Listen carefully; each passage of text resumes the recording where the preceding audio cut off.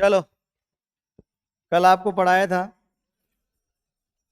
कल क्या क्या पढ़ाया था आपको? गवर्नर जनरल पढ़ाए थे। गवर्नर जनरल में आपको कौन कौन से गवर्नर पढ़ाए थे मैंने आपको कल?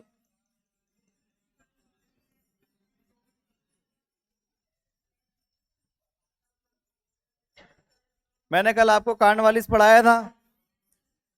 ये रहा कार्नवालिस।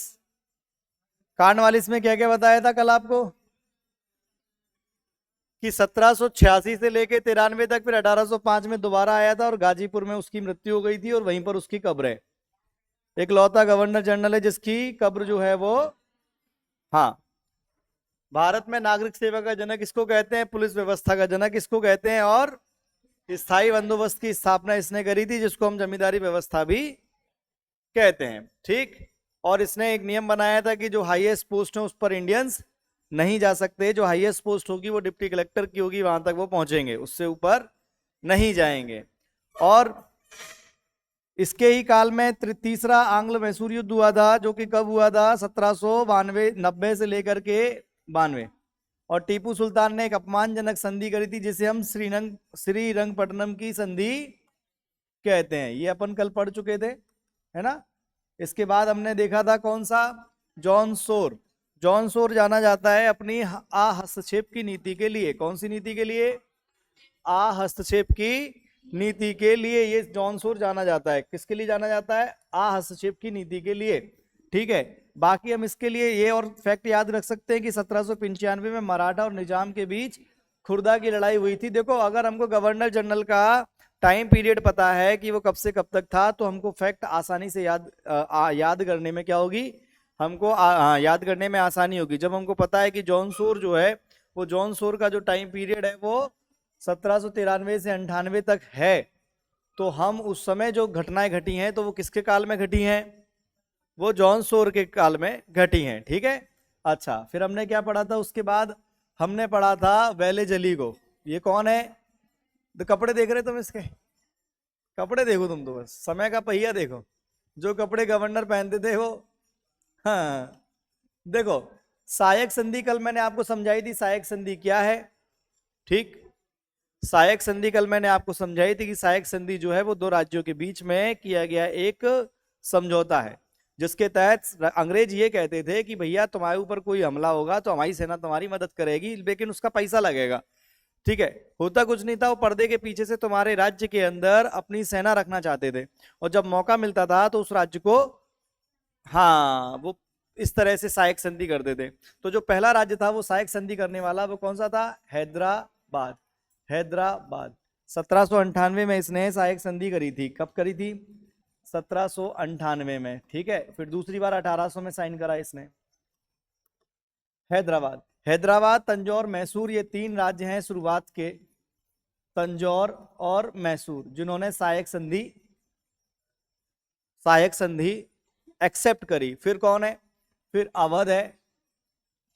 अवध, बरार। बरार में कौन थे? भोसले।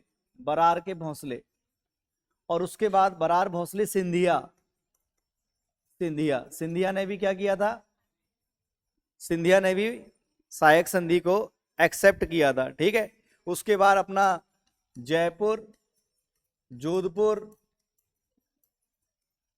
ये सब राज्य हैं, मच्छेड़ी, भरतपुर, इन राज्यों ने भी सहायक संधि को एक्सेप्ट किया था। ठीक है। ये सहायक संधि अपनाने वाले, और मैंने आपको बताया भी था कि भारत में सहायक संधि को इंट्रोड्यूस करने वाला जो पहला आदमी था वो कौन था? डुप्ले। उसकी सुनता कोई नहीं था बेचारे की, उसको ट्रांसफर करवा दिया था। टैलेंटेड आदमी था, घूस दे करके उसका ट्रांसफर, सब पढ़ा चुका हूं ये मैं आपको। ठीक है। देखें, मैंने आपको बताया था कि इसने प्रेस पर पहली बार सेंसरशिप लागू करी, और लेक के नेतृत्व में लाल किले पर कब्जा सबसे पहले अंग्रेजों ने किया इनके काल में 1803 में। कब? कब? 1803 में अंग्रेजों ने लाल किले पर कब्जा करके किसको? ऑक्टर लोनी को, ऑक्टर लोनी को वहां का रेजिडेंट बनाया लाल किले का। ये कल हम आपको पढ़ा चुके हैं। ठीक है। अब तुमको याद कितना है ये चीज सुन लो, ये वाला फैक्ट नहीं बताए थे कल, ये समझ लो जरा। सन 1800 में जो कलकत्ता के अंदर, कहां पर? इसने कलकत्ता के अंदर जो अंग्रेज अधिकारी हैं लेकिन हैं इंडियंस, ठीक। सरकारी अधिकारी जो है सरकार के नुमाइंदे हैं, और जो सरकारी अधिकारी हैं कुल मिलाकर के आप इतना याद रखो, उनकी उनकी पढ़ाई लिखाई के लिए कॉलेज बनाया जिसका नाम था क्या, क्या नाम था? Fort William. कहां पर था? कॉलेज है ये, क्या नाम? कॉलेज है, क्या है? विद्या कॉलेज है। कहां पर है? कलकत्ता में है। कौन बना रहा है? बेलेजली बना रहा है। काहे के लिए बना रहा है? अधिकारियों की ट्रेनिंग के लिए बना रहा है। लेकिन हालांकि वो ट्रेनिंग फिर बाद में, इंग्लैंड का एक कॉलेज है हैंसबरी, कहां पर होती थी? हैंसबरी में। क्लियर है? ये कल हमने पढ़ा था, कल हमने ये वाला फैक्ट नहीं पढ़ा था, तो इसको आज पढ़ लेना कि 1800 में फोर्ट विलियम कॉलेज कहां पर है? कलकत्ता में। काहे के लिए? अधिकारियों की ट्रेनिंग के लिए, और जो अधिकारियों का जो, क्लियर है? आगे बढ़े, चलो। सबसे पहला राज्य जिसने सहायक संधि को एक्सेप्ट किया वो कौन? हैदराबाद, तंजौर, मैसूर, अवध, बरार, सिंधिया, जोधपुर, जयपुर, भरतपुर, मच्छेड़ी। ठीक है, ये राज्य है जिन्होंने सहायक संधि को एक्सेप्ट किया था। आगे देखते हैं। फिर हमने ये बताया था कि आपको एमिन्स की संधि जो है, इसके तहत फ्रांसीसियों को कौन सा राज्य मिल गया था? अपना पौंडीचेरी मिल गया था। ठीक है, आगे देखते हैं। फिर हमने आपको जॉर्ज वॉरलो के बारे में पढ़ाया था। जॉर्ज वॉरलो के टाइम पर कौन सा विद्रोह? वेल्लोर विद्रोह। वेल्लोर विद्रोह काहे के लिए हुआ था? वेल्लोर विद्रोह का जो बैकग्राउंड है वो सामाजिक और धार्मिक था। जो हमारे यहाँ के सैनिक हैं वो जातीय चिन्ह वगैरह यूज करते थे, कि मतलब कुछ तावीज पहनना या कानों में कुंडल पहनना, जिससे एक जाति का जाति और धर्म के बारे में पता चलता था कि ये इस जाति का है, ये इस धर्म का है, ये सब चीजें बातें पता चलती थी। लेकिन अंग्रेजों ने एक नियम बनाया कि कोई भी ये सब चिन्ह इस प्रकार का कोई भी यूज नहीं करेगा, जो ड्रेस कोड है उसी के हिसाब से तुम्हें रहना पड़ेगा। तो उनकी भावनाएं आहत हुई और सिपाहियों ने क्या कर दिया? विद्रोह। उस समय मद्रास का गवर्नर कौन था? मद्रास का गवर्नर कौन था उस समय? 1803 में बन के गया था, जो विलियम बेंटिक जो है वो मद्रास का गवर्नर था। बात समझ में आई? मिंटो प्रथम के काल में रणजीत सिंह के साथ कौन सी संधि हुई थी? 1809 में कौन सी संधि हुई थी? सिख साम्राज्य और अंग्रेजों के बीच में एक संधि हुई थी, जिसे हम कौन सी संधि के नाम से जानते हैं? अमृतसर की संधि के नाम से जानते हैं, जिसके ऊपर साइन किए थे मेटकॉफ ने। ठीक है, हमने फिर पढ़ा इसके काल में चार्टर एक्ट आया था 1813। चार्टर एक्ट में आपको बताया हूं, फिर शुरुआत में बताया हूं, चार्टर एक्ट है, रेगुलेटिंग एक्ट है, और भी सारे एक्ट हैं। ये ब्रिटिश संसद से बन के आते थे और इम्पोज होते थे भारत में। भारत के लिए बन के आते थे। भारत के लिए क्यों बन के आते थे? क्योंकि भारत उनका एक औपनिवेशिक राज्य था, या हम यूं कह लें कि भारत एक गुलाम देश था। किसका? अंग्रेजों का। किसका गुलाम देश था? अंग्रेजों का। आज किसका गुलाम देश है? नेताओं का। नेता जो कह रहे हैं उनकी अपन सुन रहे हैं। नेता ने कहा, एक नेता ने कहा थाली बजाओ, हमने बजा दी। एक नेता ने कहा दिए जलाओ, हमने जला दिए। हम गुलाम हो चुके हैं एकदम बुरी तरह से। हमारी खुद की महात्मा गांधी हो, भगत सिंह साहब हो, चंद्रशेखर आजाद हो, या जो भी महान व्यक्ति जो हुए, चाहे बाबा साहब भीमराव अम्बेडकर हो, सुभाष चंद्र बोस हो, जितने भी हैं स्वतंत्रता सेनानी, उनने ये सोच के इस देश को आजाद कराया था कि ये देश के लोग जब स्वतंत्र हो जाएंगे तो स्वतंत्रता पूर्वक सोचेंगे, गुलामी की मानसिकता से निकलेंगे। लेकिन हम पहले अंग्रेजों के गुलाम थे, अब नेताओं के गुलाम हैं। नेता ने जो कह दिया सो हम करते हैं। नेताओं और बाबा, इन दो लोगों के हम गुलाम हैं बुरी भांत एकदम। हाँ, अरे आप नहीं हो, ज्यादातर समाज के लोग हैं। बाबाओं ने कह दिया भैया वो वही होना है। और इंटरनेट पे तुम देखो नया नया प्रकार का प्रोडक्ट लॉन्च हो रहा है। हाँ, नया नया प्रकार का एकदम। चलो आ जाओ वापस। हेस्टिंग्स आया। हेस्टिंग्स का काल है 1813 से 1823। आंग्ल नेपाल युद्ध जो है वो 1814 से 1816। और इस युद्ध में जो है वो कौन सी संधि होती है? संगोली की संधि। 1816 पिंडारियों का दमन इसने किया। पिंडारियों को समाप्त करने वाला जो गवर्नर जनरल है वो कौन है? वो हेस्टिंग्स है। क्लियर है? ये हम कल पढ़ चुके हैं। ठीक है, जो हमने कल पढ़ा था उसका रिवीजन कर रहे हैं, थोड़ा सा रिवीजन कर रहे हैं। अच्छा, रैयतवाड़ी व्यवस्था को चलाने के लिए टॉमस मुनरो की नियुक्ति की गई। प्रेस पर लगे कुछ प्रतिबंधों को इसने हटाया। इसके काल में आंग्ल तीसरा आंग्ल मराठा युद्ध हुआ जो कि 1816 से लेकर के 19 तक चला था और इसने पेशवा पद को समाप्त कर दिया था। 3-4 संधि हुई थी जिसमें मंदसौर की संधि, ग्वालियर की संधि मराठों के साथ में, और पुणे की संधि। इन संधियों के माध्यम से तीसरा जो आंग्ल मराठा युद्ध है और मराठों की जो पावर है वो एक तरह से राजनीतिक पावर समाप्त हो गई थी। पेशवा को कहां भेज दिया था?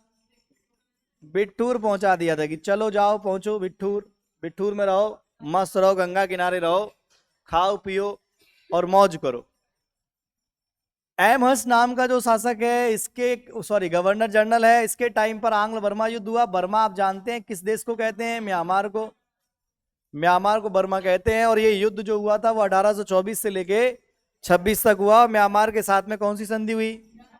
हम इसके काल को एक वजह से और जानते हैं क्योंकि 1824 में बैरकपुर सिपाही विद्रोह हुआ था। कल मैंने आपसे कहा था कि म्यांमार का राष्ट्रपति मुझे आप बताएंगे आकर के, लेकिन आप लोगों ने देखा नहीं, है ना। कोई बात नहीं, अभी बदला इसलिए मैं पूछ रहा था। अच्छा, म्यांमार की राजधानी क्या है, कोई बता सकता है? हाँ, ये है विलियम बेंटिक, जो कि एक बड़ा महत्वपूर्ण सा गवर्नर जनरल है। ठीक है, इसको भारत का गवर्नर जनरल कहते हैं। भारत का गवर्नर जनरल, ये भारत का गवर्नर जनरल है। ये जो है, अच्छा, दास प्रथा को अंत करने की प्रोसेस इसके यहां चालू हो गई थी। ऑफिशियल तौर पर कानूनी रूप से दूसरे गवर्नर जनरल के टाइम पे हुआ है। अब वो आप चेक करना कि ऑप्शन क्या दे रहा है। अगर ऑप्शन में केवल विलियम बेंटिक है और 3 अलग हैं, वो वाला नहीं है जो मैं अभी आपको बताऊंगा आगे, तो आप विलियम बेंटिक लगाएंगे। और अगर विलियम बेंटिक भी है और वो जो मैं बताऊंगा वो भी है, तो फिर आप दूसरा वाला लगाएंगे। क्लियर है? चलो, ये भारत का गवर्नर जनरल है क्योंकि इसके टाइम पर 1833 का एक एक्ट आता है जिसमें कहा गया कि अब बंगाल का गवर्नर जनरल भारत का गवर्नर जनरल होगा। इस तहत ये भारत का पहला गवर्नर जनरल है। कौन? William Bentinck. William Bentinck. William Bentinck को हम 3-4 बातों की वजह से और जानते हैं कि इसके काल में 1829 में सती प्रथा को समाप्त किया गया। सती प्रथा आपको पता ही है ना। कल बाबा साहब भीमराव अंबेडकर की जयंती थी। कई लोगों ने स्टेटस लगाए, कई लोगों ने नहीं लगाए, है ना। कई लोगों ने विरोध में नहीं लगाए कि हम क्यों माने। आजकल का क्या नाटक बहुत चल रहा है अपने देश में। अपने देश के लोग पहले भी बुद्धिहीन थे और आज ज्यादा बुद्धिहीन हो चुके हैं। ठीक है, जो उनको मानते हैं वो उनको कई लोग बहुत भयानक मानते हैं कि एकदम एक्सट्रीमिस्ट।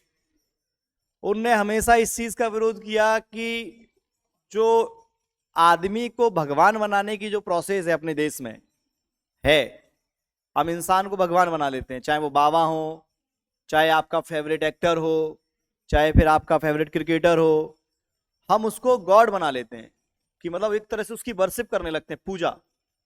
तो वो इस वाले कॉन्सेप्ट के धुर विरोधी थे, लेकिन उनको बहुत अधिक मानने वालों ने उनको भगवान बना रखा है ना। एक तो वो भी नहीं सुन रहे उनकी, और जो उनके समाज के नहीं है वो तो फिर उनको पसंद कर ही नहीं रहे। सिर्फ काहे की वजह से? एक ही कारण है कि व्हाट्सएप पे मैसेज आया था कि इनकी वजह से ये सब हो गया। हमको जानकारी नहीं है। और खासकर महिलाएं, जो महिला, पुरुषों का तो ठीक है, उनका तो दिमाग घुटनों में होता ही है। जो महिला, आजकल के को तो होता है, पहले का तो नहीं होता था, आजकल के तो हैं। जो महिला उनका विरोध कर रही है, उसके मानसिकता पर तो मेरे को हंसी आती है साहब। महिलाओं को जो अधिकार है ना बेटा, आज तुम उनका विरोध भी कर पा रही हो इंटरनेट पे बैठ के, कि मोबाइल लगा लिया और तुम कुछ भी बोल रहे हो उसमें, तो वो भी उन्हीं की वजह से है। क्योंकि हमारे यहाँ की जो सामाजिक और धार्मिक प्रथाओं ने तो महिलाओं को कि तुम तो रोटी बनाओ और घर के पुरुषों की सेवा करो और मुंह नहीं दिखना चाहिए। इतने से ज्यादा अगर तुम्हारा घूंघट उठ गया तो तुम इस दुनिया से उठ जाओगी।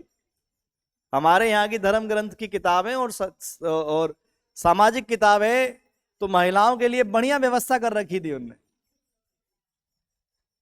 कि तुम्हारा अगर जो पति परमेश्वर है वो चला गया दुनिया से तो ललो तुम जाओ, अब तुम्हें रहने को कोई अधिकार नहीं। अगर समय से पहले पत्नी चली गई तो पति के लिए कोई व्यवस्था नहीं है। देखो मजा। तो महिलाओं को तो बिल्कुल भी अधिकार ही नहीं है उनका कोई, उनको तो और पूजा करनी चाहिए उस आदमी की। जो हमारे यहाँ पर नियम था एक, पता है आपको, हमारे यहाँ पर बहु विवाह होता था। वो कोड, हिंदू कोड बिल लेके आए थे संसद में जब वो कानून मंत्री थे आजादी के बाद। तो उस कोड बिल का धर के विरोध हुआ, भयानक विरोध हुआ। हिंदू कोड बिल की 2-3 बातें मुख्य थी। जो आजकल महिलाओं को पैतृक संपत्ति में जो हिस्सा मिल जाता है ना, जमीन पे केस लगा देती हैं, वो महिलाएं भी बाबा साहब का विरोध कर रही हैं क्योंकि जानकारी नहीं है। वो नहीं होते तो कछु नहीं मिलता। पैतृक संपत्ति में महिलाओं को अधिकार दिलाया उनने। और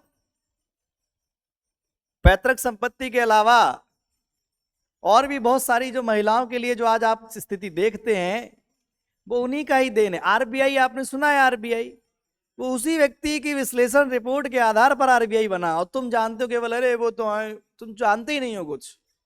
तुम्हें केवल जैसे पहले अंग्रेज जितना बता देते थे तो तुम मान लेते थे, आज जितना तुम्हें नेता लोग तुम्हारे बता देते हैं तुम उतना मान लेते हो कि अच्छा उनने कही है तो बात सही होगी। मेरी भी मत मानो, मैं तो हमेशा कहता हूं मेरी मत सुनो।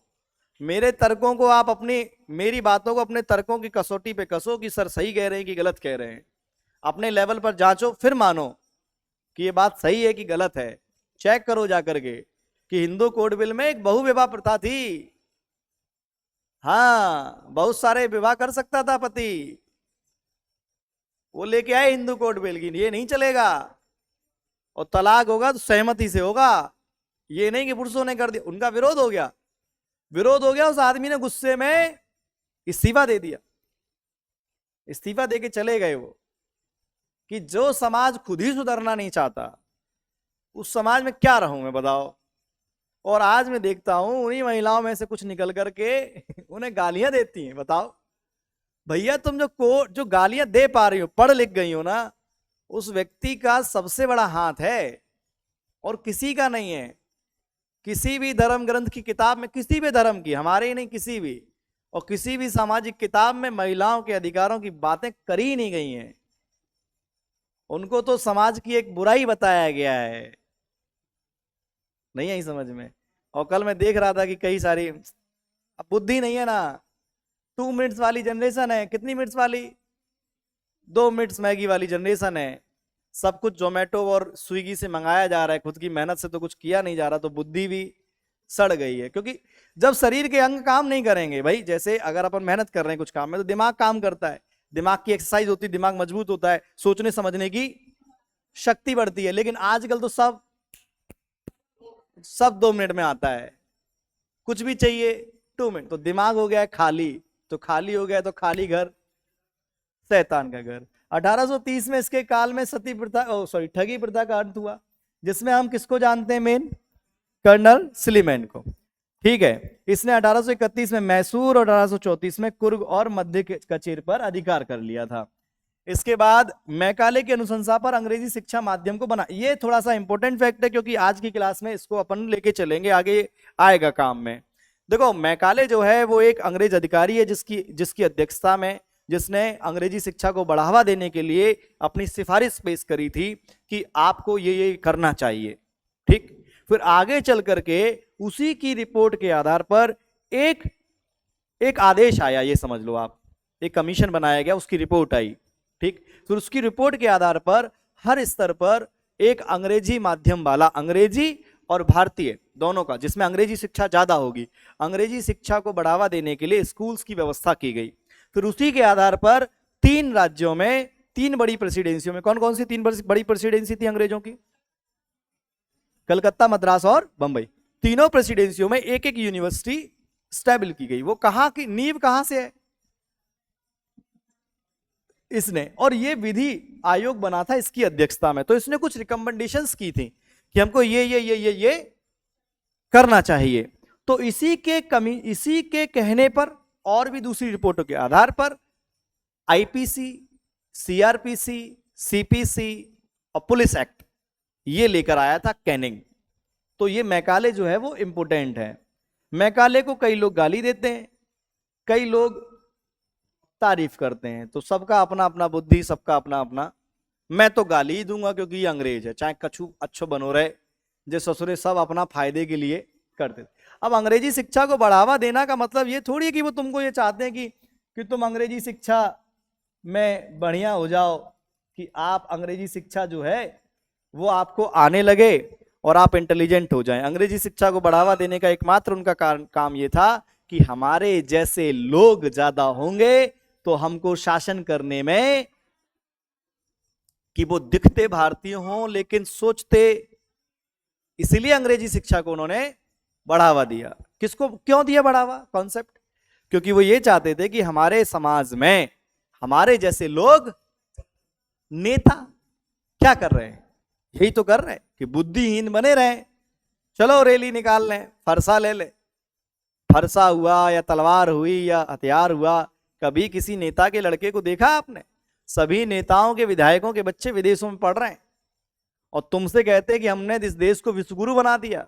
अरे ससुर, जब तुमने इस देश को विश्वगुरु बना दिया तो क्या तुम्हारा जो लड़का है वो क्या कंट्रोल, उदय कंट्रोल तो वो क्या तुरैया लेने गया है विदेश में? क्या वहां सब्जी का ठेला लगाता है? उसको पढ़ाओ ना जिवाजी यूनिवर्सिटी में।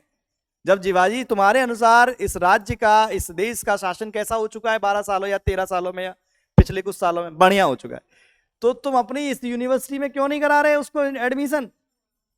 काहे के लिए विदेश भेज दिया? सब नेताओं के बच्चे, सब मुख्यमंत्रियों के बच्चे बढ़िया बढ़िया विदेशों की यूनिवर्सिटी पढ़ रहे हैं, तुम पढ़ रहे हो हाँ जिसके रिजल्ट का कुछ आता ही पता नहीं रहता। चलो आज का मुद्दा यह है, कल हमने पढ़ लिया था विलियम बेंटिक तक। विलियम बेंटिक के बाद एक व्यक्ति आता है जिसका नाम है चार्ल्स मैटकॉफ। क्या नाम है उसका? उसका नाम है चार्ल्स मैटकॉफ। ठीक है, अब ये चार्ल्स मैटकॉफ जो है, इसको लेकर के केवल हमको एक चीज बात याद रखनी है कि इसको प्रेस का मुक्तिदाता कहते हैं, क्योंकि इसने प्रेस से अपना नियंत्रण हटाया था। थोड़ी सी जो सेंसरशिप थी, जो लाइसेंस लेना होता था, उस प्रोसेस को इसने खत्म कर दिया था। तो हम इसको जानते हैं काय की वजह से, प्रेस मुक्तिदाता कौन? चार्ल्स मैट। कब से कब तक रहा? 35 से 36 में आया कौन? ऑकलैंड। ये जो ऑकलैंड भाई साहब है, इनको लेकर के केवल 2 फैक्ट हैं कि एक तो आंग्ल अफगान युद्ध हुआ है इनके टाइम पर, ये 49 लिख गया है, इसको अपन 39 कर लो, 39 से 42। ठीक, अफगान युद्ध है ये। अफगान युद्ध के बारे में इतना सा जान लो केवल कि अफगान युद्ध है, और इन्होंने जीटी रोड जो है, जो कि शेरशाह सूरी के समय की है, क्या नाम था शेरशाह सूरी के समय सड़क का? है सड़क ए आजम। बहुत बढ़िया। इस रोड को जो शेरशाह सूरी ने बनवाया था, जो पेशावर से चालू होती थी कलकत्ता तक चलती थी। कहां तक? पेशावर से कलकत्ता तक थी। किसने बनवाई थी? किसने बनवाई थी? शेरशाह सूरी ने एक सड़क बनवाई थी जिसका नाम था सड़क ए आजम, जो पेशावर से स्टार्ट होकर के कलकत्ता तक आती थी। उसी सड़क को रिबिल्ड किया इसने, उसको दोबारा से बनाया और उसको नाम दिया ग्रांट ट्रंक रोड। कौन सी रोड? कौन सी रोड? GT road. कौन सी रोड? GT road. हम ऑकलैंड को 2 बातों की वजह से जानते कि आंग्ल अफगान युद्ध, सन अभी छोड़ दो, और जीटी रोड। अफगान युद्ध और जीटी रोड। अफगान युद्ध लड़ने अंग्रेज गए तो अफगान में गए, बहुत तेजी से गए, और इन्होंने, अंग्रेजों ने, थोड़ा समझो जरा, समझना, अंग्रेजों ने रणजीत सिंह से संधि भी कर ली कि तुम अपने राज्य से हमें निकलने की बिल्कुल एकदम, क्योंकि अफगानिस्तान जाना है तो उनके राज्य से होकर गुजरना पड़ेगा। और वहां पर सिंपल सी कहानी मैं बता देता हूं आपको डीप, लेकिन इतना ही जरूरी है वैसे तो आपके एग्जाम के लिए, लेकिन फिर भी सुन लो, पढ़ा रहे हैं तो सुन लो। आंग्ल अफगान युद्ध जो था वो एक वर्चस्व की लड़ाई थी। रसिया जो है, रूस वो ऊपर से बढ़ रहा था, अपने साम्राज्य को बढ़ा रहा था। यहाँ अंग्रेजों का साम्राज्य था। अंग्रेजों को ये लग रहा था कि ये बढ़ते बढ़ते हमारी छाती तक ना आ जाए और फिर हमारी छाती में मुक्का ना मार दे, मतलब हमारा क्षेत्र ना कब्जा ले। तो उसके लिए उन्होंने क्या किया, उन्होंने कहा अफगानिस्तान तक अपन चलते हैं, अफगानिस्तान को अपने कब्जे में ले लेंगे, देन वही अपनी क्या हो जाएगी, बाउंड्री हो जाएगी, सीमा हो जाएगी। दिल्ली तो बहुत दूर है, कलकत्ता तो बहुत दूर है, ये क्षेत्र तो बहुत दूर है। तो ब्रिटिश की सेना चली भाई साहब। इनने क्या किया, रणजीत सिंह से समझौता किया, ठीक है।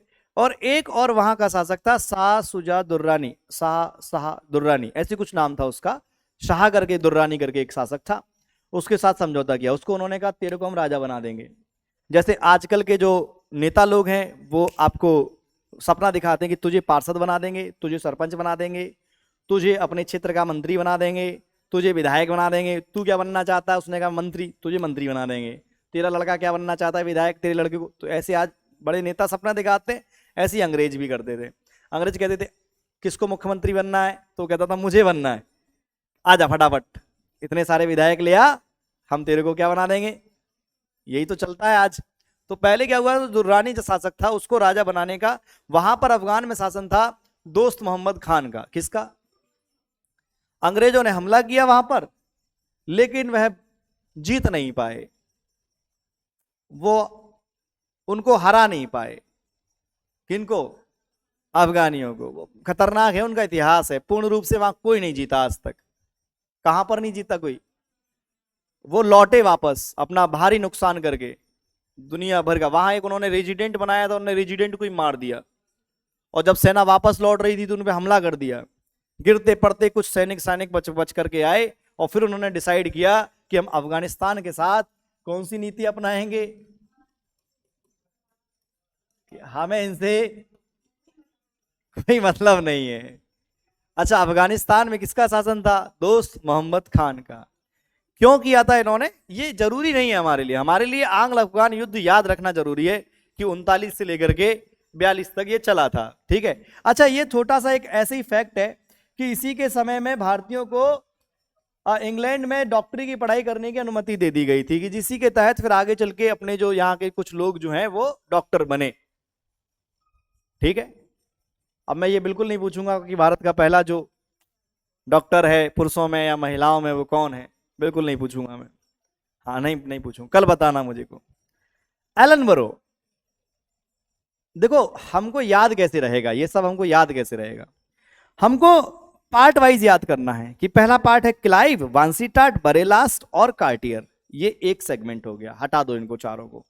फिर 4 लोगों का ग्रुप और बनाओ, वारन हेस्टिंग, मैकफर्सन और कार्न वालेस, जॉन सोर और वेले जली। इन 4 का अलग ग्रुप बनाओ, वेले जली तक का एक अलग अलग फैक्ट रखो। अब वेले जली के बाद फिर से कार्नवालिस आया था 1805 में, लेकिन कुछ समय में वो खत्म हो गया।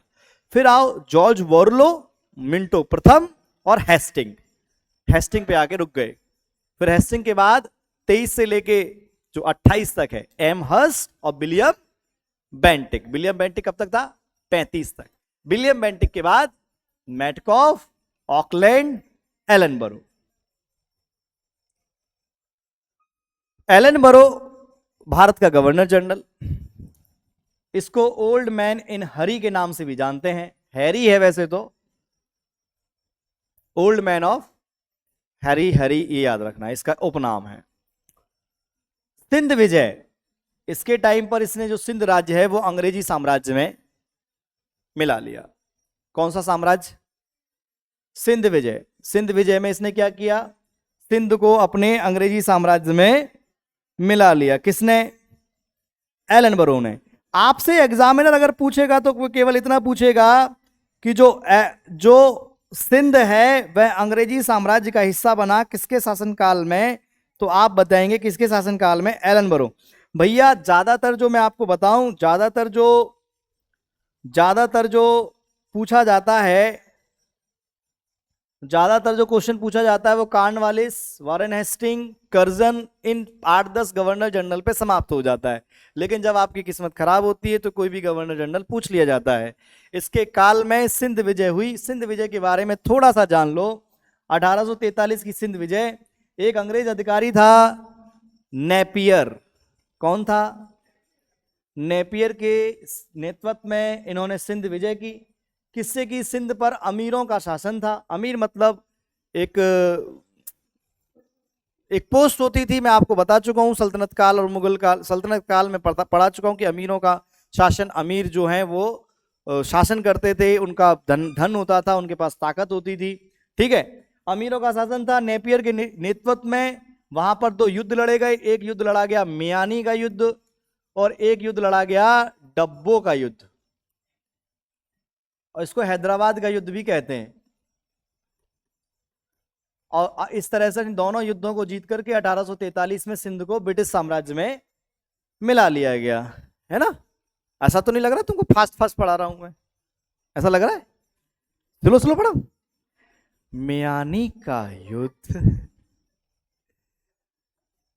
इसलिए फास्ट पढ़ा रहा हूं जिससे तुम्हें आलस ना आए, तुम्हारा दिमाग एकदम, चलो आराम से चलते हैं। हमारा मुद्दा यह कि आपको ज्यादा समझ में आए।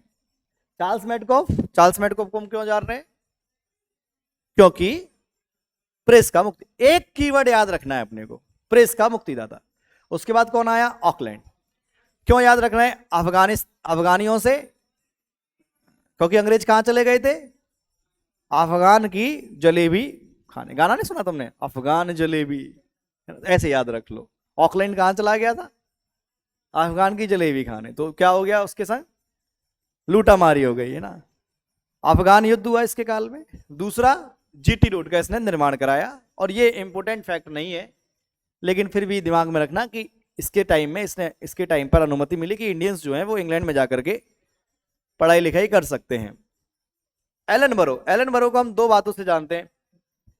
इसको हम दो बातों से जानते हैं कि एक तो सिंध विजय हुई है, और दूसरा जो इंपोर्टेंट फैक्ट है वो ये है,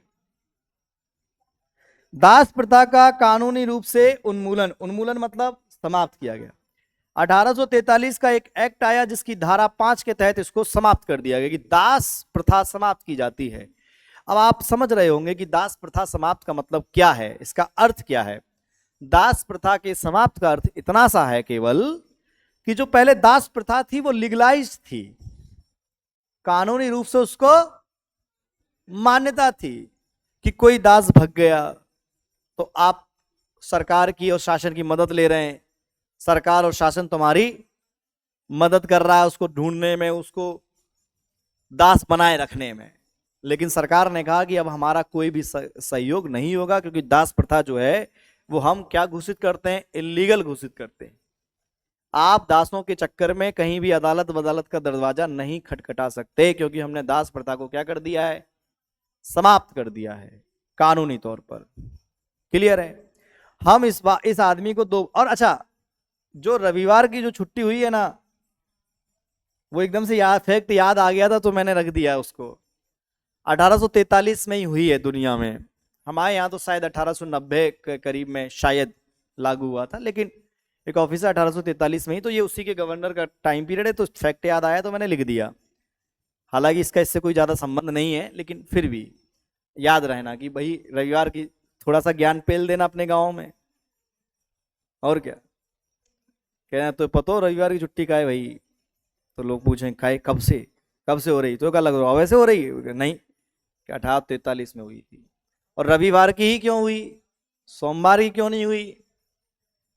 कह तो रहा हूं, जब दिमाग जो है थोड़ी कसरत करता है तो फिर इस तरह के थॉट्स आते हैं दिमाग के अंदर कि यार ये ऐसा क्यों, ऐसा क्यों नहीं है, ऐसा क्यों है, ऐसा क्यों नहीं है। कि एक बाबा जी कह रहे थे कि ऐसे ऐसा करने से बच्चे पास हो जाते हैं, फिर उनका ही बेटा क्यों फेल हो गया। तो ये तो अपन दिमाग लगाएंगे ना कि जब बाबा लोग चमत्कार कर सकते हैं, भविष्य बता सकते हैं, तो फिर ईरान और इसका युद्ध के बारे में पहले बता देते तो अपन दुनिया भर का तेल खरीद लेते। या फिर जो अभी पहलगाम में जो घटना घटी, या दूसरी जो घटनाएं घटी, अभी श्रद्धालुगण खत्म हो गए, वृंदावन में नाव डूब गई। तो जब इनमें इतनी पावर है तो पहले ही बता देते कि भैया वहां नाव में बा जगह पे एक नाव जाएगी, वहां में से पूरे सब जगह डूब जाएंगे, मैंने बचा लो, बिन को नाम फलाना फलाना है, तो पहले ही बता देते तो बेचारे बच जाते।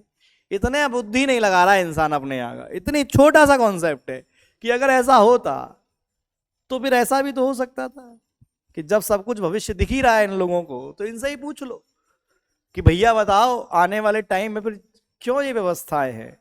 तो ये रविवार की छुट्टी इसलिए की गई कि जो डोमिनेशन था वो पूरे विश्व में लगभग किसका था, ईसाइयों का। और ईसाइयों का प्रार्थना वाला जो दिन है वो रविवार है। या यूं कह लें अपन अपने आप में समझने के लिए कि तुम सोमवार को भोले बाबा को मनाने जाते हो कि जय हो भोले बाबा, है ना, उनका एक दिन निश्चित है ना। पूजा पाठ और धार्मिक कर्मकांडों से मुझे कोई दिक्कत नहीं है, मुझे दिक्कत है उसके अति के होने से। मुझे दिक्कत है उसके अति के होने की वजह से दूसरे को नुकसान पहुंचाने से। मंदिर मैं भी जाता हूँ भाई, कभी कभार मैं भी जाता हूँ, कभी कभार, रोज कभी कभार, है ना। तो जैसे सोमवार का दिन भोले बाबा को निश्चित है ना, ऐसे ही रविवार को ईसाइयों का प्रार्थना का दिन होता था। तो उन्होंने डिसाइड किया कि आज का दिन खाली रखो, केवल क्या करेंगे, केवल भगवान भक्ति करेंगे। तो इसीलिए वो अभी तक चला आ रहा है। और यदि हमको जैसे आजकल के जो छुटभैया नेता कहते हैं पाश्चात्य संस्कृति पाश्चात्य संस्कृति, तो सबसे पहले जो रविवार की छुट्टी ले वो बंद करो। रविवार को दिन खत्म करो, कोई दिन दूसरा दिन देखो छुट्टी के लिए। नहीं समझ में, चल ये चीज समझ में आई भैया। एलन बोरो चला गया। एलन बोरो के बाद आया हेनरी हॉर्डिंग 1844 से 1848 तक। इसके लिए ये वाला फैक्ट बहुत इंपॉर्टेंट है साहब। इसके टाइम पर नर बलि पर रोक लगाई गई।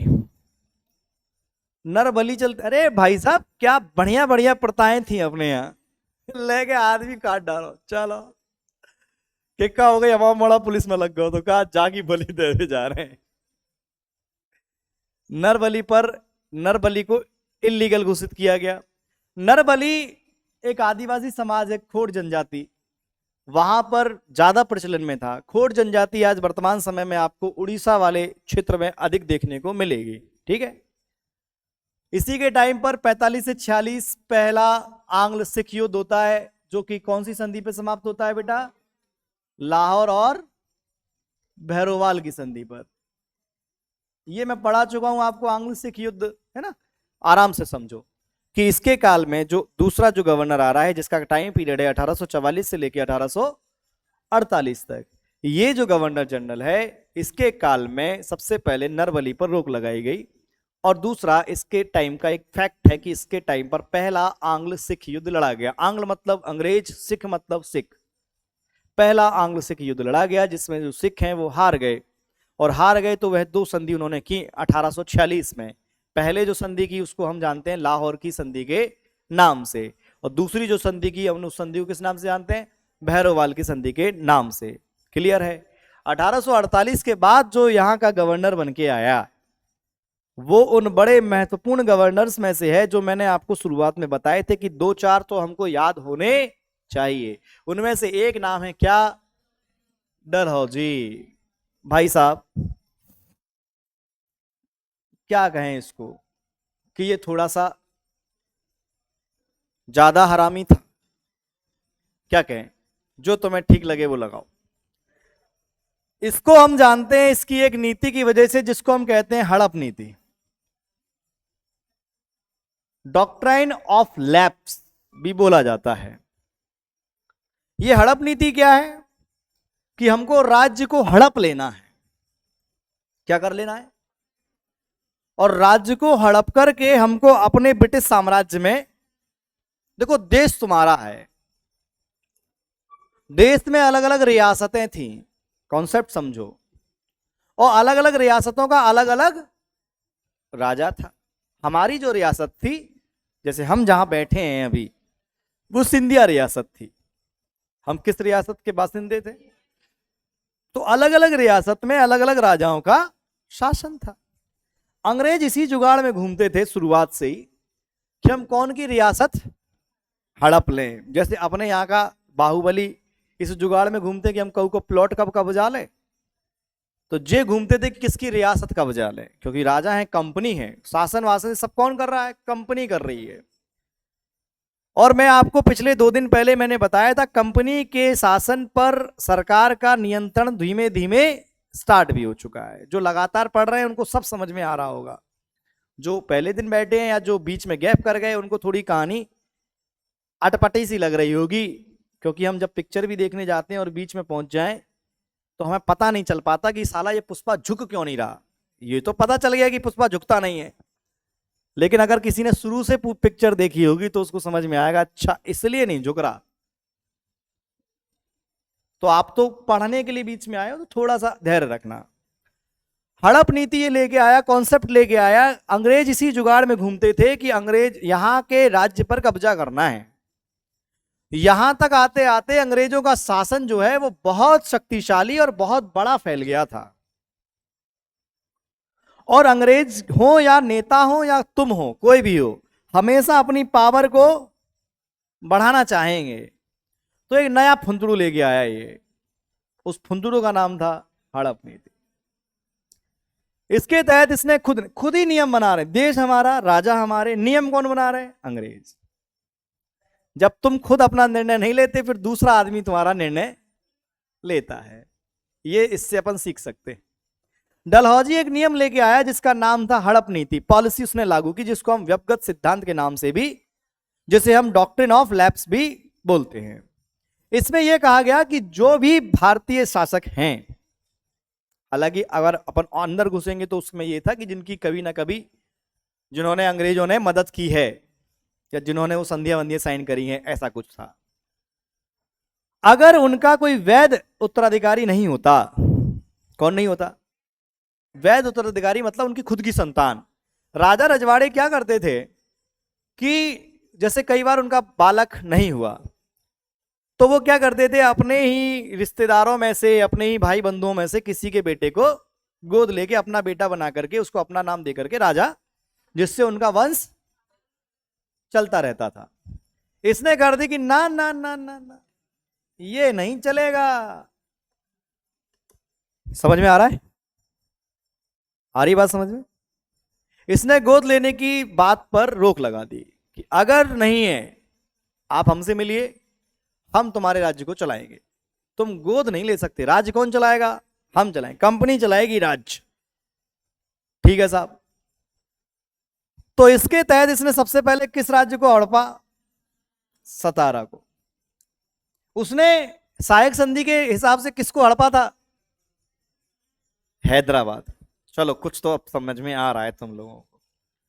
सतारा, जैतपुर, संबलपुर आपको मिलेगा उड़ीसा में। जैतपुर मिलेगा आपको बुंदेलखंड में।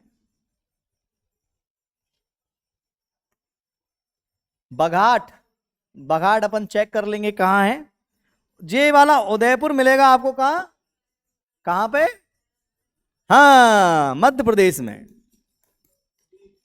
नालायक। झांसी आपको मिलेगा उत्तर प्रदेश में। 1853 में प्रोसेस उसकी स्टार्ट हो चुकी थी झांसी। जब 1857 क्रांति पढ़ेंगे तो डिटेल में पढ़ लेंगे, अभी के लिए इतना जान लो।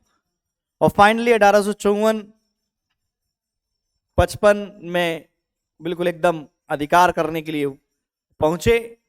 देन फिर झांसी की रानी ने उनका विद्रोह कर दिया तो फिर वो लड़ाई हो गई। लड़ाई हो गई तो फिर अपन उस लड़ाई को किस लड़ाई में गिनते हैं? 1857 की लड़ाई। ठीक है। नागपुर को 1854 में, अवध को 1800। अवध को देखो, इनका क्या था कि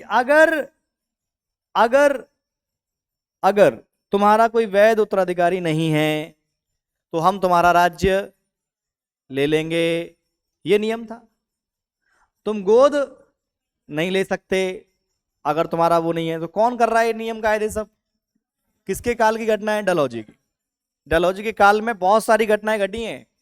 उनमें से एक है उसकी कौन सी नीति? हड़प, जिसके तहत अंग्रेजों ने अपने साम्राज्य को बढ़ाया, विस्तार किया। अवध के साथ क्या था? अवध के जो नवाब थे, मैं पढ़ा चुका हूं आपको, भूल गए होगे अब तो। वाजिद अली शाह। पढ़ोगे नहीं ना बेटा तो शाह और खां में अंतर नहीं समझ पाओगे। वाजिद अली खां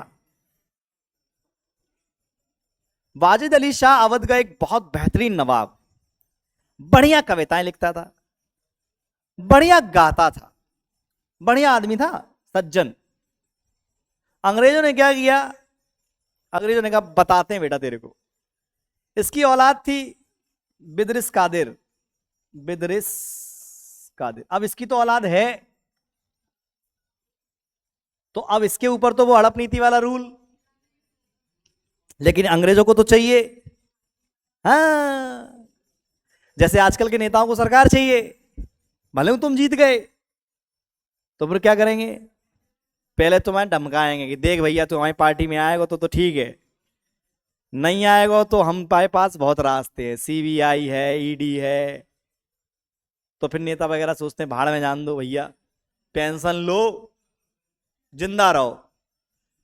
तो भैया अवध को ये उस वाले नियम पे तो ये लागू, मतलब उस हिसाब से हड़प नहीं पा रहे थे। तो वहां पर इनका एक अधिकारी था आउटरम नाम का। किस नाम का?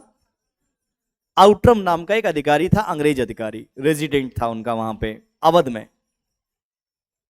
क्योंकि अवध पहले ही सायक संधि, इलाहाबाद की संधि अंग्रेजों के साथ कर चुका है, तो अवध में अंग्रेज रेजिडेंट है पहले से। तो वो अंग्रेज रेजिडेंट ने रिपोर्ट बनाई कि वाजिद अली शाह के काल में भयानक भ्रष्टाचार है, जनता बहुत परेशान है, जनता बेचारी मरी जा रही है। तो डलहौजी ने कहा है जनता परेशान है, तो भैया अवध को अपने कब्जे में लेना पड़ेगा, क्योंकि अवध का नवाब तो शासन। तो इसलिए लिखा है अवध 1856 में प्रशासन, प्रशासन ठीक है, कुप्रशासन। कौन सा काय का आरोप लगा करके? कुप्रशासन का आरोप लगा करके अवध को हड़प लिया और अंग्रेजी साम्राज्य में मिला लिया। और वो कुप्रशासन की रिपोर्ट किसने दी थी? आउटरम ने दी थी। क्लियर है? तो ये थी इसकी क्या हड़प। साम्राज्य कैसा हो गया? बड़ा। कॉमन सेंस लगाओ, पीछ जो बालक और बालिकाएं जो हैं, थोड़ा सा नए नए स्टूडेंट हैं, सुनो। राजाओं से राज्य छीन लिए तुमने, जबरदस्ती छीन रहे हो। वो बेचारा योग्य भी है, उसका बेटा है बिदरिस कादिर। अच्छा, इसको पहुंचा दिया कि तुम वाजिद अली शाह। इनने कहा हाँ भाई साहब बताओ कि तुम गाना वाना बढ़िया गा लेते हो, तुम इधर मत रहो। तुमने कहा साहब कहाँ रहे? अवध की राजधानी थी लखनऊ। इनने कहा तुम लखनऊ में रहोगे, दिक्कत करोगे, तुम कलकत्ता जाओ। कहां पहुंचाया इनको? बेचारा कलकत्ता ही में मर गया। वहीं रहा, वहीं उसने छोटी मोटी बिल्डिंग्स बना ली, पेंशन वेंशन मिलती थी बढ़िया। अरे भाई तुमने साथ दिया, हमारे संग कॉम्प्रोमाइज कर लिया, तो तुम्हारा इतना तो ख्याल रखा जाएगा। मटियारी बुर्ज या ऐसा कुछ, मटियारी बुर्ज ऐसा कुछ जगह थी, वहां पर वो मर गया। कौन? वाजिद अली शाह। इनकी पत्नी थी बेगम हजरत महल।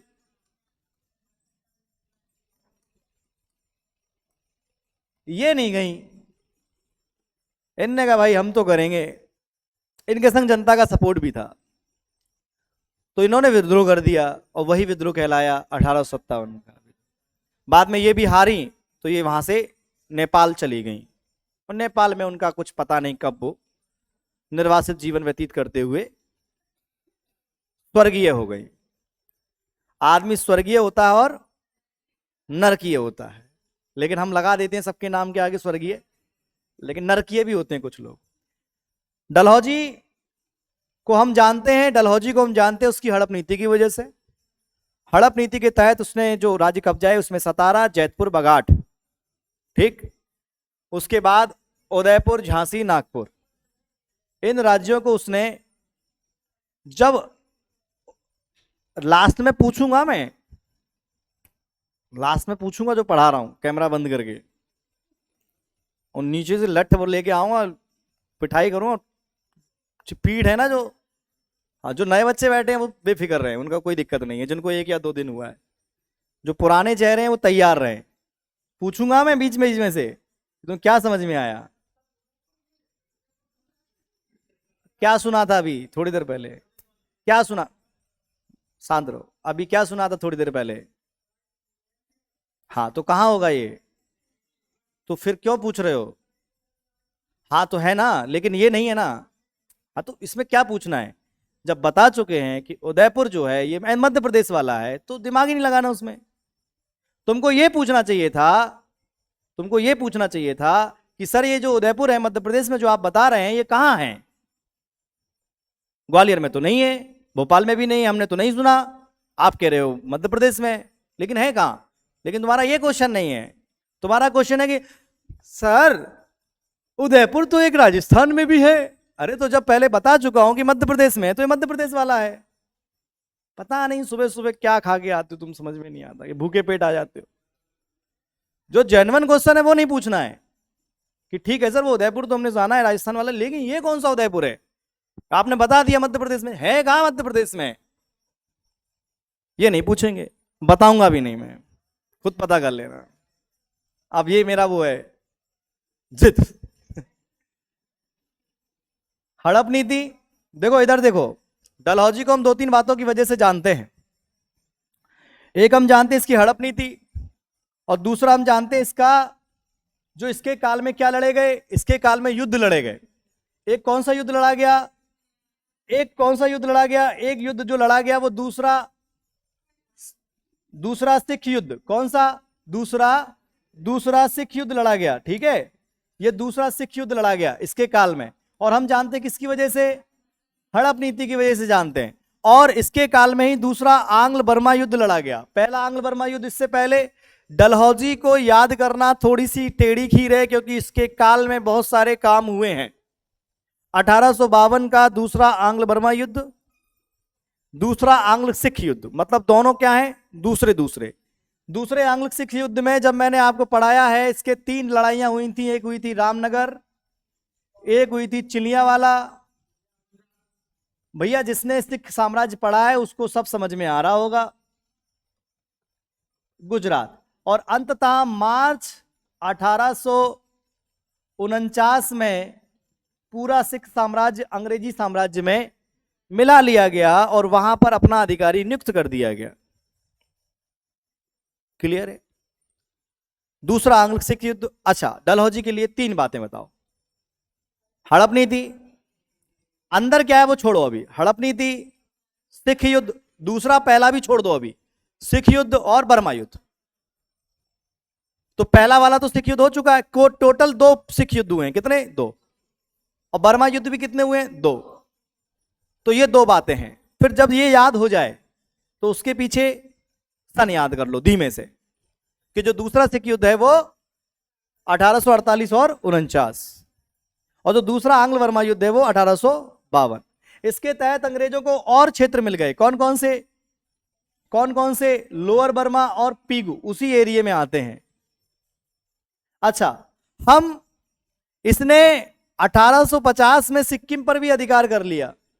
सिक्किम पे अंग्रेज डॉक्टर थे, 2 अंग्रेज डॉक्टर पे उसने वहां के राज्य पर आरोप लगाया। उसको तो क्या करना है, उसको तो क्षेत्र कब्जाना है तुम्हारा।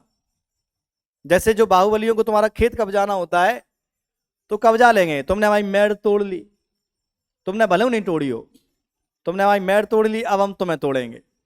तुम चाहे समझाए मर जाओ कि भाई साहब हमने नहीं तोड़ी, हमने ऐसा नहीं किया, लेकिन नहीं तुमने, क्योंकि उसके पास पावर है, सरकार है, गवर्नमेंट है। तो गवर्नमेंट ने सिक्किम पर 2 अंग्रेजी डॉक्टरों पर एक अभद्र व्यवहार का आरोप लगा करके सिक्किम राज्य को अपने राज्य में मिला लिया। उसके अलावा अच्छा, इसने इनाम कमीशन बनाया था, ये इंपॉर्टेंट है। कब बनाया था, 1852 में।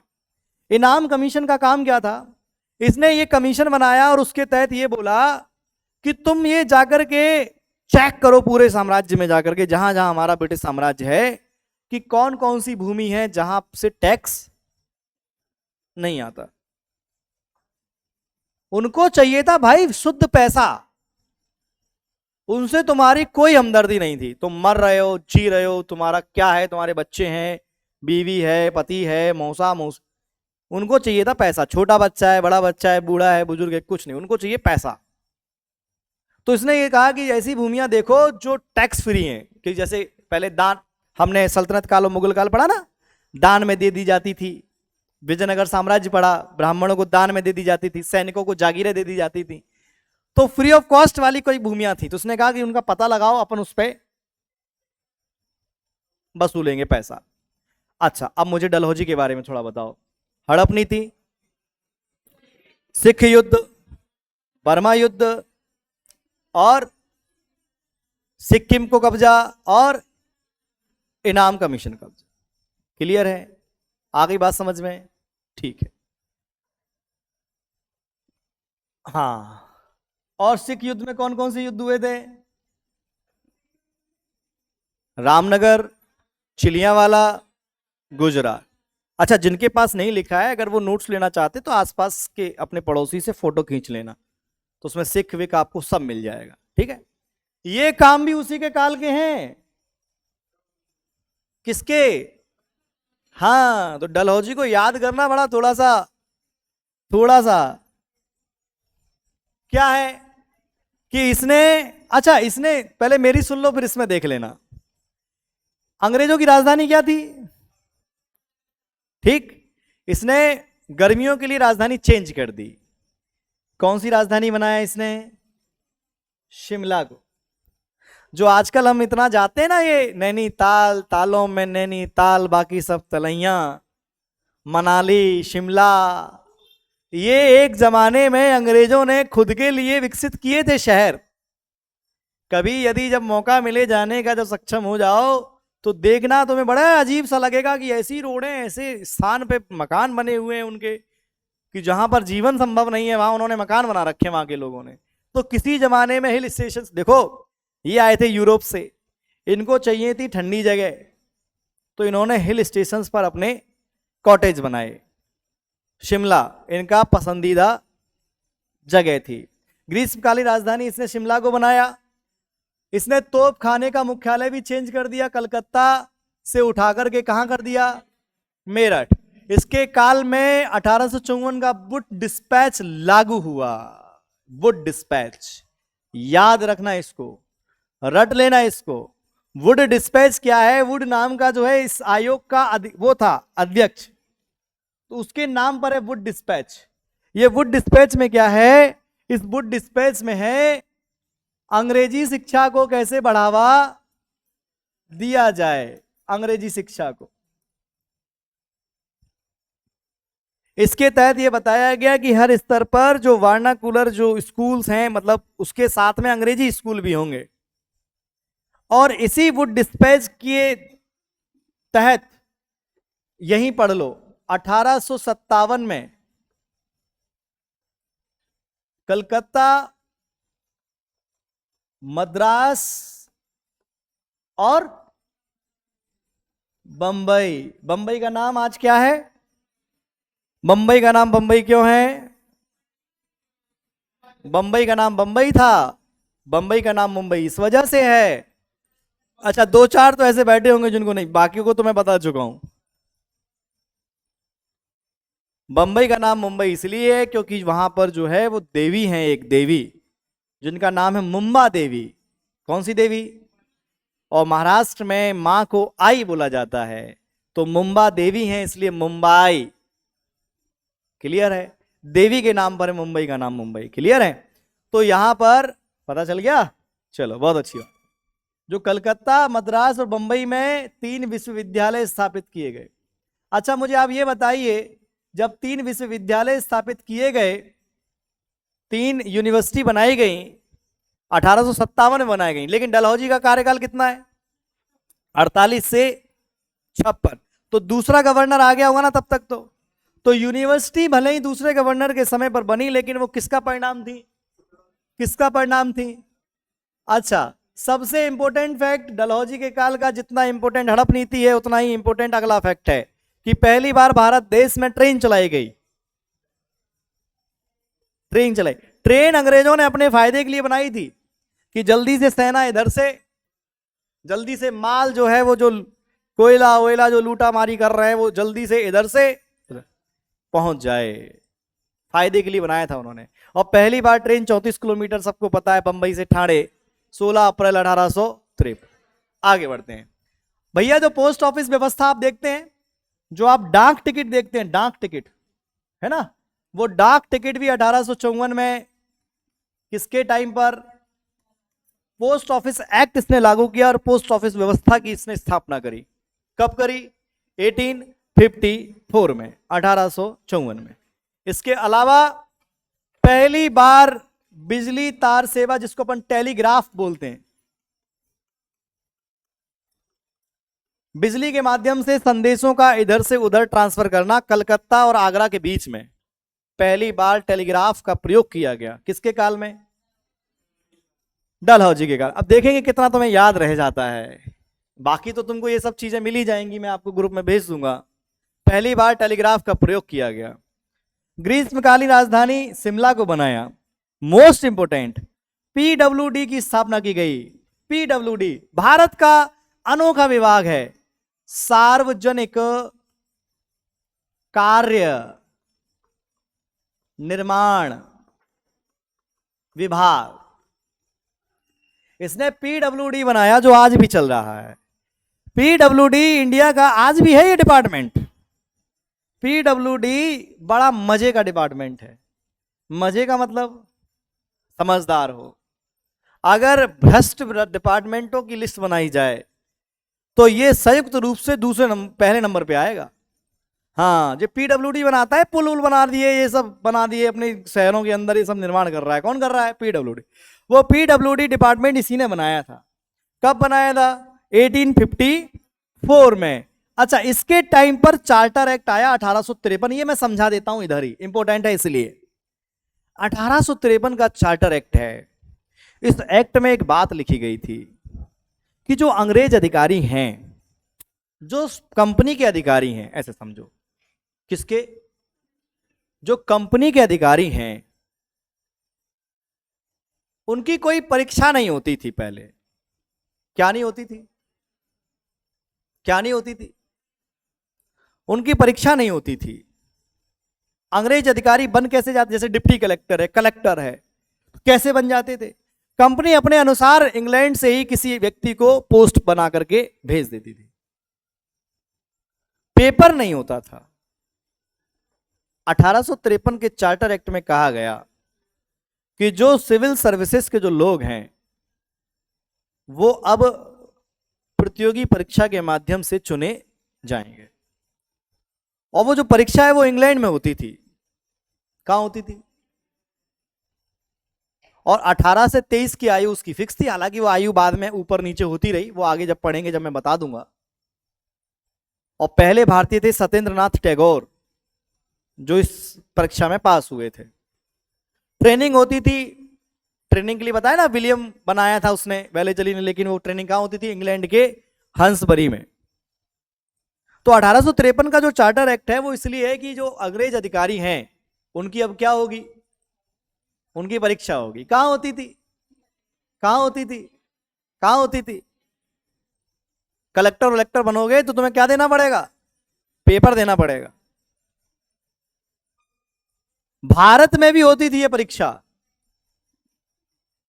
लेकिन भारत में बहुत बाद में चालू हुई। भारत में ये परीक्षा होती थी इलाहाबाद में, जिसको आप आजकल किस नाम से जानते हैं?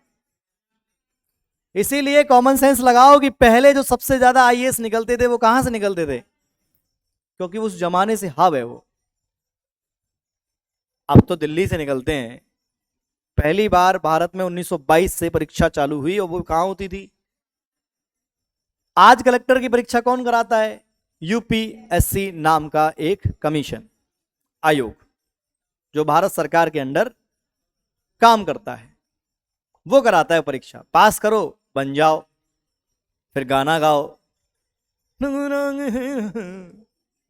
दोनों तरफ से गाओ, फीमेल अपने हिसाब से गाएं, मेल अपने हिसाब से गाएं, है ना? चलो, तो ये चीज समझ में आया। अच्छा, एक चीज और सुन लो।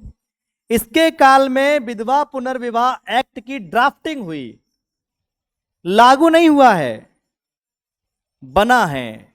पहले विधवाएं जो हैं वो विवाह नहीं कर सकती थी, इलीगल टाइप था। समाज भगा देगा भाई साहब, बहुत खतरनाक नियम थे, तो मुंह चला देते बाबा साहब ने किया। उस आदमी की तो फोटो होने चाहिए पर्स के अंदर, ये प्रभु बचा लिया तुमने, नहीं अभी पता नहीं कहां डले होते। विधवा पुनर्विवाह के लिए भारत में एक व्यक्ति हैं, याद रखना, बहुत ज्यादा डाटा दे दिया मैंने तुमको आज, दिमाग तुम्हारा है साहब। हैंग हो रहा होगा कि इतनी तो आदत ही नहीं थी। अब पीपीटी पे पढ़ोगे तो बेटा ऐसे ही होगा। एक व्यक्ति थे ईश्वर चंद्र विद्यासागर। कौन? जैसे सती प्रथा की रोक के लिए हम राजा राम मोहन रॉय को जानते हैं, विलियम बेंटिक 1829, राजा राम मोहन रॉय ने बहुत मेहनत करी। ऐसे ही विधवा पुनर्विवाह के लिए मेहनत करी किसने? ईश्वर चंद्र विद्यासागर ने। उनके प्रयासों से एक ड्राफ्ट बना, ड्राफ्ट बनकर के तैयार हुआ, लागू होगा दूसरे वाले वायसराय के, जो अगला वायसराय आने वाला है। क्लियर है क्या? तो डलहौजी जो है, डलहौजी के बारे में मुझे 5-7 बातें बताइए। देखो अपन रिवीजन कर रहे हैं। डलहौजी 48 से 56 तक हड़प नीति के लिए जानते हैं। सिख युद्ध लड़ा, सिख युद्ध, और बर्मा युद्ध लड़ा। कौन सा वाला? दूसरा वाला। ट्रेन चलाई, पोस्ट ऑफिस खोले, टेलीग्राफ पर बात हुई, कलकत्ता और आगरा के बीच में विधवाओं के लिए एक एक्ट का मसौदा तैयार किया, है ना। और वुड डिस्पैच नाम का जो एक शिक्षा के लिए को जो रिपोर्ट थी उसको लागू किया, और शिमला को राजधानी बना दिया, और पीडब्ल्यूडी डिपार्टमेंट बना दिया। यही तो है बेटा, याद ऐसे ही होता है। फिर जैसे जैसे ये फैक्ट दिमाग में बैठ जाए कि पहली ट्रेन चलाई थी, अब ट्रेन का डाटा तुम भूल गए, तुम ये भूल गए कि 16 अप्रैल है कि 27 अप्रैल है, तो धीमे से देख के 16 अप्रैल 16 अप्रैल 16 अप्रैल, इस तरह से याद होता है। हम क्या करते हैं, हम पूरे डाटा को, पूरे पेज को शुरुआत में ही खाना चाहते हैं, और फिर हम क्या करते हैं, डलहौजी डलहौजी डलहौजी डलहौजी डलहौजी डलहौजी डलहौजी डलहौजी डलहौजी 1848 1848 ऐसे करते हैं। ये नहीं चलेगा। पहले आप वो याद करिए जो आपको सरल लगता है कि डलहौजी है, तुम उसका कार्यकाल भूल गए, मान लो भूल गए कि 48 से 56 है, भूल गए। डलहौजी नाम तो याद है, हड़प नीति तो याद है, ये भूल गए कि कौन से राज्य को उसने गलत रिपोर्ट का हवाला देकर के मिला लिया, अवध। लेकिन कुछ तो याद है कि उसने एक राज्य को गलत तरीके से मिलाया था, 2 राज्यों को कह सकते हैं, सिक्किम को भी ब्रिटिश साम्राज्य में मिला लिया उसने। इस तरह से याद करेंगे। डलहौजी बहुत इंपोर्टेंट फैक्ट का आदमी है, बहुत इंपोर्टेंट है गवर्नर जनरल के हिसाब से देखा जाए तो, बहुत ही ज्यादा जरूरी एक गवर्नर जनरल है। अच्छा, इसने, इसकी हड़प नीति का परिणाम ये निकला, इसकी हड़प नीति हो, किसानों के साथ जमींदारी व्यवस्था हो, कल मैंने आपको बताई थी, किसानों के साथ रैयतवाड़ी व्यवस्था हो, और भी व्यापारिक व्यवस्थाएं हो, अंग्रेजों की लूटामारी हो, जमीन पर कब्जाना हो, आदिवासियों के क्षेत्र को कब्जाना हो, सिपाहियों के अधिकारों को, हाँ, कि वो बहुत मेहनत कर रहे हैं फिर भी प्रमोशन नहीं मिल रहा, तनख्वाह नहीं मिल रही, उनके साथ अंग्रेज अधिकारी अत्याचार कर रहे हैं। भैया जब पढ़ोगे और समझोगे तब पता लगेगा कि देश 250 साल कितनी यातनाएं झेली हैं इस देश के लोगों ने। अभी तो 70-80 साल अपन को हो गए आजाद हुए, अपन को पूरी पावर मिल गई, सो अपन गर्रा रहे हैं। गाड़ियों पे देख लो, फलाने झिमका चिवाले वो, फलाने साहब ढिमकाने साहब। और जब वो 250 साल यातनाएं हो रही थी तब कोई नहीं था। तब पूछो कि लला तुम कहां थे तब, अब तो तुम मुंह चला रहे हो इतना। तो 250 साल बहुत पराधीनता झेली है। देश तुम्हारा, लोग तुम्हारे, संसाधन तुम्हारे लूट के वो लेके जा रहे हैं, तुम्हारा धागा तक लूट के ले जा रहे हैं, सबको लूट रहे हैं, सब लूट रहे हैं। महिलाओं की आबरू लूट रहे हैं, किसानों का टैलेंट लूट रहे हैं। बहुत टैलेंटेड लोग थे इधर पे, सब खा गए। कौन? अंग्रेज। इसके बाद अच्छा, इन सब का परिणाम क्या निकला? इन सब यातनाओं का परिणाम निकला 1857 की। बहुत बढ़िया। 1857 की क्रांति का कोई एक वजह नहीं थी, हां बहुत सारी वजह अंदर। तुम किसी से बहुत परेशान हर तरह से, लेकिन तुम अब कह रहे हो यार कि इसकी तो फील्डिंग सेट कर, प्लानिंग बन चुकी है। लेकिन उसी समय क्या हो, तुम्हारा कुछ उससे बात विवाद हो जाए, वैसे ही तुम्हारे परिवार का, तो वो हो गया। तत्कालिक कारण था चर्बी वाले कारतूस 1857 की क्रांति का। अच्छा, अब जो नेक्स्ट गवर्नर जनरल आएगा नेक्स्ट वाला, तो उसका कार्यकाल है 1856 से लेके 1862 तक। कब से कब तक है? 56 से लेके 56 से लेके 56 से लेके 62। तो जो 56 से लेके 62 तक है, तो 1857 की क्रांति भी उसी के काल में। तो वो जो था वो था कैनिंग। कौन था? कैनिंग को हम बहुत वजहों से जानते हैं भाई। कैनिंग के टाइम पे ही कई सारे लॉ आए, दिख रहा है ना? कैनिंग कैनिंग के समय पर 1857 की क्रांति हुई। यह पहला फैक्ट याद रखो। पीछे याद समझ में आ रहा है? कौन सी क्रांति हुई? 1857 की क्रांति में अंग्रेजों ने अपना शासन बचा लिया। साम दाम दंड भेद हर तरह से बचाया, बच गए वो। लेकिन बचे पता है कैसे? जैसे उदाहरण देके समझा रहा हूं। तुम और तुम्हारे साथ किसी की लड़ाई हो जाए, तुम भले ही मारे जाओ, लेकिन तुम सामने वाले की एक आंख फूट डालो, एक हाथ काट डालो और एक सीधो पांव काट डालो, तो नुकसान तो उसको भी, भले ही जीत गया वो। तो 1857 क्रांति से अंग्रेज एकदम से, सत्य बात यह कि 1857 की क्रांति में कोई अगर एक सिंगल नेतृत्व करता वाला होता, अगर मिलके लड़ते, तो 1857 में ही भाग जाते वो। क्योंकि बहुत बुरी भात वाला विद्रोह हुआ था हर जगह। मध्य प्रदेश के भी कई सारे हिस्सों में विद्रोह हुआ। चिंगारी कहां से भड़की? मंगल पांडे, चिंगारी वहां से भड़की। और वो भड़की तो सभी अंदर से भरे बैठे थे। उन्होंने कहा अरे बताते भी तुमको। मेरठ की छावनी में सैनिकों ने कर दिया, सब अंग्रेज अधिकारियों को निपटा करके जेल में बंद कर दिया, मार दिया, मेरठ पे कब्जा कर लिया। मेरठ से सेना चली, दिल्ली आ गई। दिल्ली के लाल किला जो 1803 में अंग्रेजों ने आग किला विला छीन लिया, सबको भगा दिया कि अब यहां हमारा सत्ता है। और बहादुर शाह जफर जो बेचारा बूढ़ा पुराना शायरी लिख रहा था, उस शासक को कह दिया कि तुम हमारे राजा हो, सत्ता संभालो फटाफट से। मेरठ पे कब्जा कर लिया, ऐसे करके बहुत से क्षेत्रों पे। लेकिन बाद में अंग्रेज सफल हुए। तो इनको कौन चला रहा है? सेना कौन भेज रहा है? ब्रिटेन सरकार। शासन प्रशासन कौन कर रही है? कंपनी के अधिकारों को कम कर रही है हालांकि गवर्नमेंट। और इस 1857 क्रांति के बाद सरकार का मत्था जो है वो एकदम कह रहे यार बना बनाया साम्राज्य चला जाता अपना। तो क्या किया जाए? तो यह किया जाए कि जो कंपनी है, कंपनी से शासन वापस लिया जाए। कंपनी अब शासन नहीं करेगी। अब जो शासन है वो कौन करेगी? हम करेंगे, ब्रिटिश हुकूमत करेगी। तो अब कंपनी का जो शासन है, भारत का शासन कंपनी से लेकर के,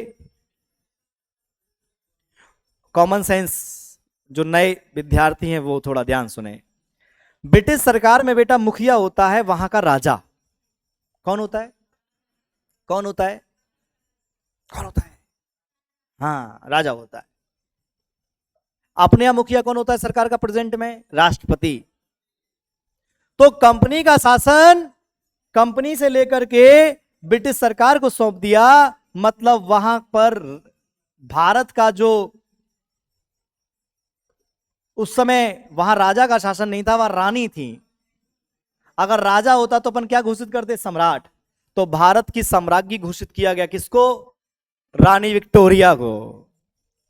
अब समझ में आएगा। अच्छा, विक्टोरिया मार्केट ग्वालियर वाली, जब वही विक्टोरिया है। विक्टोरिया को यहां का कंपनी से वापस ले लिया शासन कि अब तुम मत रहने दो भैया, तुम्हारे बस की नहीं है। डायरेक्ट अब रूल करेगी कौन? पहले डायरेक्ट नहीं करती थी वो रूल, किसके माध्यम से करती थी? कंपनी के। 1858 में आनंद फानन में इंग्लैंड में एक कानून आया जिसको हम कहते हैं भारत शासन अधिनियम। कौन सा अधिनियम?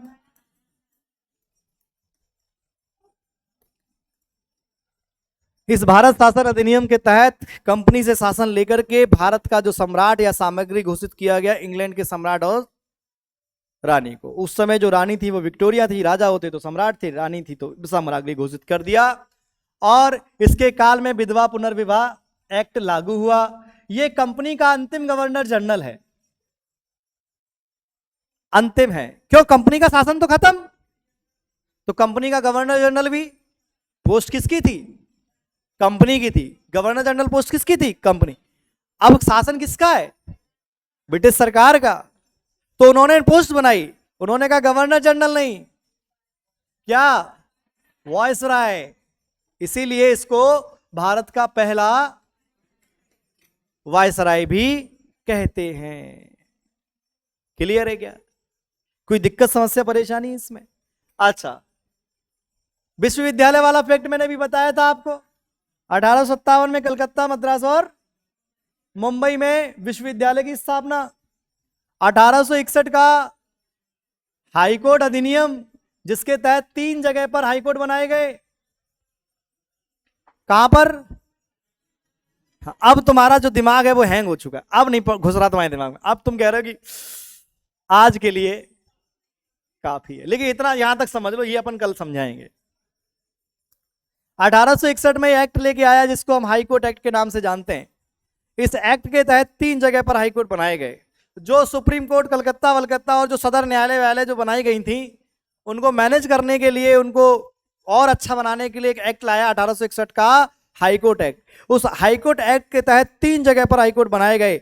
वो 3 जगह पर हाईकोर्ट बनाए गए 1862 में। तो भारत का पहला हाईकोर्ट कहां बनाया गया?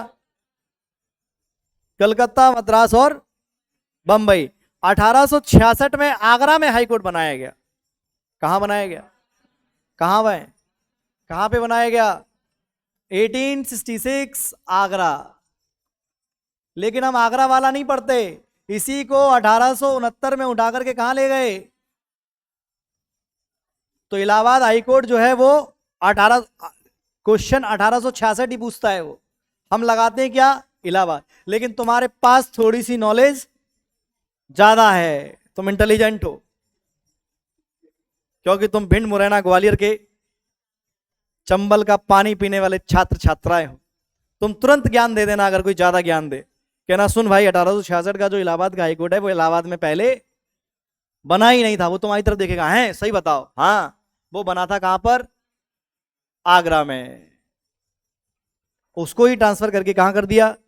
इलाहाबाद हाईकोर्ट में। आज भी इलाहाबाद हाईकोर्ट है जहां पर पूरे भारत में सबसे ज्यादा जजों की संख्या है। और हमने अभी आपको 1857 क्रांति के बारे में, 1857 क्रांति हुई। अच्छा, भारत शासन अधिनियम आया था ना, इसके तहत मुगल सम्राट का पद खत्म कर दिया। उन्होंने कहा कोई पद वद नहीं होगी, कोई पोस्ट नहीं होगी, कोई सम्राट सम्राट जैसा। अब एक ही सम्राट है, इंग्लैंड वाला, वही है सब कुछ, जो कुछ है वही है, उसी से बात करो। अच्छा, इसी के टाइम पर ये सब कानून लागू हुए थे।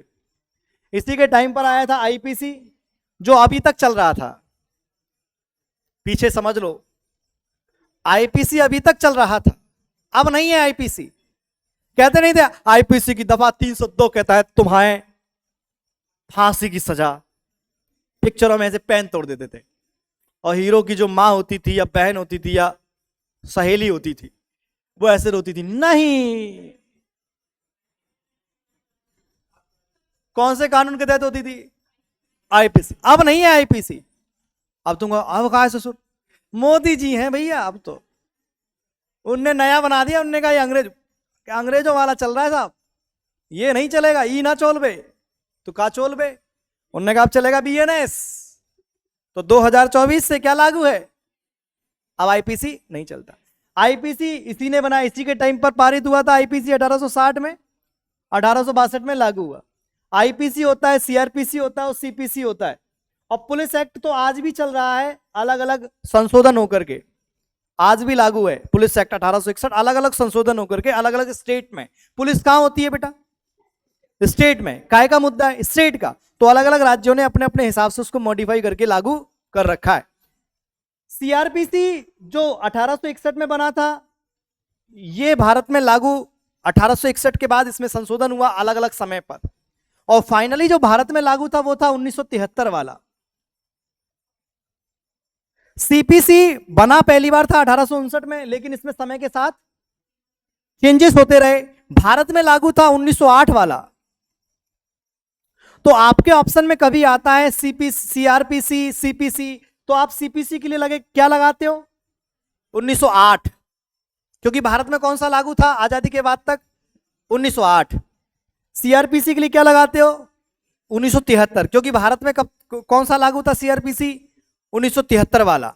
लेकिन इनको पहली बार बनाया किसके काल में? कैनिंग के। अलग अलग इनका स्वरूप बदलता गया, चेंज होते गए, लेकिन फाइनली 1908 और 1973 वाला हमारे यहाँ। अब तुम ये तो सोच रहे हो, ये तो तुमने सुन लिया IPC, CPC, CrPC, police act, लेकिन तुम्हारा दिमाग अभी चिल्ला चिल्ला के ये कह रहा होगा कि ये किस चिड़िया का नाम है। इसका मतलब क्या होता है सर? हमने ये तो सुन लिया कि आईपीसी 307, 302, ऐसी कई सारी धाराएं, धारा 144, ये सब धाराएं हैं, आईपीसी है ये। अब इसके बारे में कल समझाऊंगा, तुम्हें भी ओवर हो रहा है, तुम्हारे दिमाग कुछ घुस नहीं रहा है, तो सुन लो जरा। जाते जाते बैग पैक करते करते हमने आज पढ़ा क्या? हमने आज पढ़ा क्या? हमने आज पढ़ा मेटकॉफ, हमने आज पढ़ा क्या? ऑकलैंड, हमने आज पढ़ा क्या? एलन बरो, हमने आज पढ़ा क्या? डलहौजी, हमने आज पढ़ा क्या? कैनिंग। मेटकॉफ प्रेस का मुक्तिदाता, ऑकलैंड जीटी रोड, और ऑकलैंड का क्या खाने गया था? जलेबी। कहां की? अफगान की। मिली तो नहीं, उसका पैसा लूट लिया। ऑकलैंड के बाद आया एलन बरो। एलन बरो के टाइम पे कौन कौन सी बातें इंपॉर्टेंट हैं? जो दास प्रथा का फाइनली खत्म हो गया, और क्या था वो छोड़ो, वो तो उसके सिंध विजय, उसकी सिंध विजय, सिंध विजय, ठीक है। अच्छा, उसके एलन बरो के बाद कौन आया? हार्डिंग। हार्डिंग के काल की घटना बताओ एक दो। ठीक। अच्छा, डलहौजी के बारे में बताओ, जो सुनना है मुझे। देखो, डलहौजी के बारे में अगर सुने तो डलहौजी के बारे में अगर अपन सुने, डलहौजी के बारे में पहली बात हड़प नीति। हड़प नीति से स्टार्ट करो। हड़प नीति, पोस्ट ऑफिस, टेलीग्राफ और डाक टिकट, और अपना, हाँ बहुत बढ़िया, ट्रेन चला दी उसी ने, शिमला को राजधानी बनाया, पीडब्ल्यूडी डिपार्टमेंट बनाया। हाँ बाबा, बस ठीक है। ओ भैया ठीक है, हो गया, ठीक है, ठीक, ओके बाबा। कैनिंग के बारे में क्या है? विधवा पुनर्विवाह एक्ट लागू, भारत का पहला वाइसराय, 1858 का भारत शासन अधिनियम, मुगल सम्राट के पद को समाप्त, कंपनी का शासन छीन करके ब्रिटेन की सरकार के साम्राज्य ले लिया, आईपीसी, सीआरपीसी, पुलिस एक्ट, ये सब लागू, और हाईकोर्ट बनाए 3, विश्वविद्यालय बनाए 3। कल मिलते हैं आपसे।